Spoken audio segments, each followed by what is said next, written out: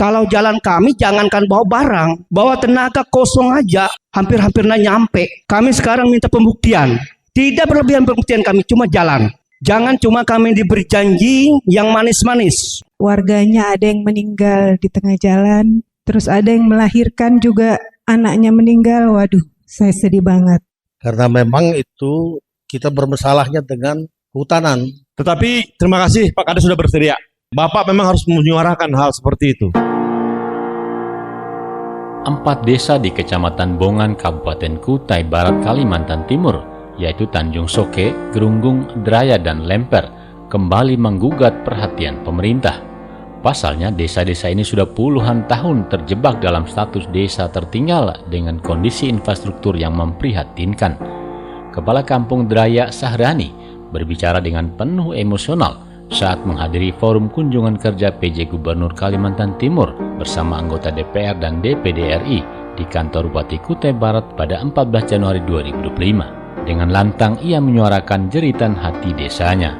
Kalau jalan kami jangankan bawa barang, bawa tenaga kosong aja hampir-hampir nyampe ke kecamatan. Sebetulnya kami dari Kabupaten Kutai Barat ini 4 kampungnya merasa malu juga sih. Kok kampung kami aja yang tertinggal itu? Kampung-kampung yang lain seperti yang ada ini sudah maju, masih dianggarkan, masih diperhatikan. Seharusnya kampung yang tadi memang sudah maju dan mapan itu nanti-nantilah dulu. Ini kampung kami sudah tahunya tertinggal, sudah tahunya seperti ini. Nanti-nanti bahkan anggaran-anggaran sisa. Saya juga miris. Kenapa untuk Kutai Barat kok ada kampung tertinggal? Saya miris itu. Ironi besar ini semakin terasa karena keempat desa ini berada di dekat ibu kota Nusantara IKN. Meski demikian, perhatian yang mereka terima sangatlah minim. Sahrani menegaskan bahwa mereka hanya meminta satu hal, yaitu jalan yang layak. Apalagi kampung kami 4 kampung ini berdekatan dengan ibu kota IKN. Karena saya sering ke Penajam, ke PPU sering ke sana waktu jalan bagus dulu. Tapi dengan sekarang ini, jangankan ke Sotek, ke Penajam, ke Resak aja, tadinya 1 jam mencapai 1 hari. Itu full 1 harinya. Kami sekarang minta pembuktian. Pembuktiannya apa? Tidak berlebihan pembuktian kami, cuma jalan. Jangan cuma kami diberi janji yang manis-manis. Sahrani menegaskan, akses jalan adalah kunci utama untuk membuka keterisolasian desa-desa tersebut. Dengan jalan yang baik, ekonomi, pendidikan, dan kesehatan desa akan ikut bangkit. Namun, yang mereka terima selama ini hanyalah janji. Sahrani mengungkapkan, desa mereka memiliki aset ekonomi yang besar, tetapi sulit dimanfaatkan karena keterbatasan infrastruktur. Dampak buruk infrastruktur tidak hanya merugikan ekonomi, tetapi juga merenggut nyawa. Sahrani mengenang peristiwa tragis ketika seorang warganya meninggal di perjalanan menuju fasilitas kesehatan. Bukan hanya itu, program pemerintah dan fasilitas yang dibangun terkesan mubazir karena minimnya petugas yang mau bekerja di sana. Sekarang saya sampaikan juga di sana. Fasilitas tidak ada. Puskesmas ada, postu ada, sekolah ada, SMP SD ada. Cuma tenaganya yang berpikir ke sana. Tenaganya. Apa sebab? Karena jalan. Kalau yang lain-lain itu kami bisa menunda. Kalau jalan itu bagus, insya Allah yang lain-lain itu bisa datang sendiri dan mudah datangnya. Contoh, berapa kegiatan di kampung kami asal-asalan kegiatannya. Karena mana? Mengangkut materialnya susah. Sahrani berharap kunjungan para pemangku kebijakan kali ini membawa perubahan nyata, bukan sekedar janji-janji manis yang telah lama mereka dengar. Selain itu, dia meminta agar pembangunan yang akan dilakukan haruslah memadai dan tidak asal jadi. Tolong kampung kami diperhatikan. Bukan diperhatikan waktu kita duduk hari ini saja. Jangan. Saya minta jangan. Tolong dibuktikan. Karena dari provinsi bulan tahun berapa itu sampai bulan kaki itu tidak ada hasilnya itu. Yang jalan kaki kemarin itu tidak ada hasilnya. Yang ibu-ibu sampai mau pingsan dulu itu, saya kasihan juga. Dengan hal ini saya mohon dengan sangat, tolonglah kami diperhatikan. Waktu inilah kami mengharap bantuan uluran tangan dari pemerintahan pusat dan pemerintahan provinsi. Karena di mana lagi kami mengadu? Di mana lagi kami curhat kalau tidak ke pemerintahan? Jauh jalan yang harus kau tempuh.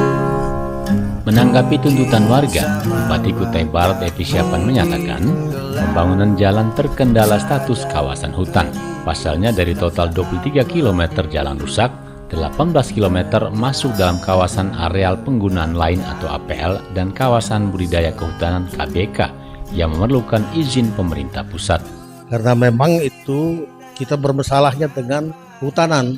Padahal kita mau itu bikin spot-spot kemarin, tapi tetap tidak bisa. Berbenturan dengan dari Perizinan. perizinan. KHK. Iya. Nah itu yang menjadi kesulitan kita. Oke, paham. Kita baru jembatan aja satu yang Baik. buat. Sementara itu, PJ Gubernur Kalimantan Timur Akmal Malik mengakui bahwa infrastruktur buruk menjadi masalah serius.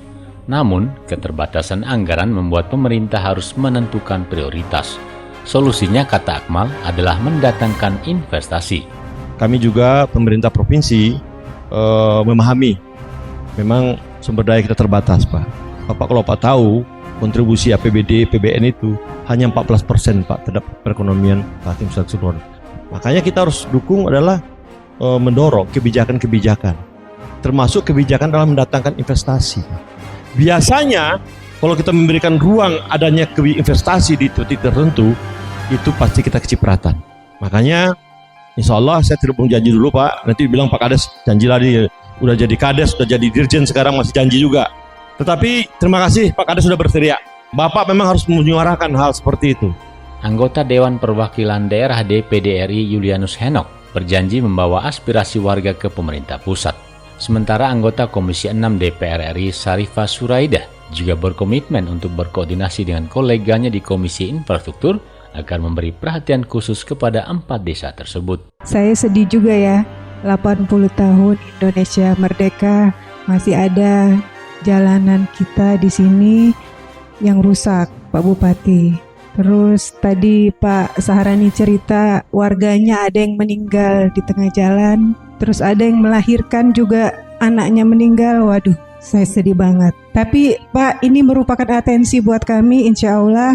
Saya sudah catat semua yang ada di sini yang Bapak sudah perlihatkan tadi dan video-videonya sudah saya catat semua. Mungkin dalam waktu dekat kami kan ada pertemuan dengan RDP dengan Kementerian PU, ya termasuk nantinya laporan-laporan masyarakat itu akan kami tindak-lanjuti. Nanti kami menjadi catatan kami, yang penting status tanah. Kondisi 4 desa di Kutai Barat adalah potret nyata bahwa pembangunan belum menyentuh semua lapisan. Warga berharap keadilan tidak hanya sekedar slogan, tetapi diwujudkan dalam tindakan nyata. Andras Trisno, Ara Risnawar melaporkan.